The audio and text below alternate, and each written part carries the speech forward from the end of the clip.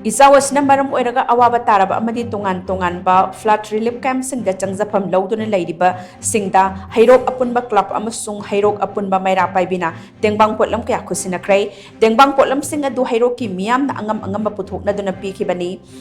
Tengbang khongset aduda Khurai top khongnang makhongda leiba Lamphel High School da hangliba relief camp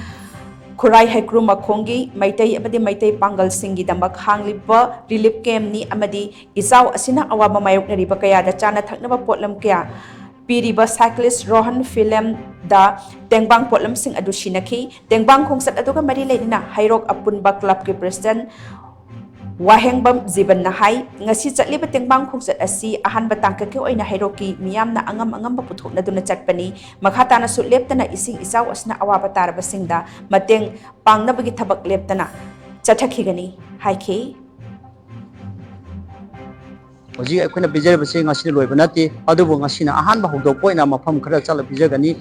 laijari ba Heirok paja khudi mona jum thong khuding ge angamba contribution khara tawraga awaba taraba ICHAO na awaba nangam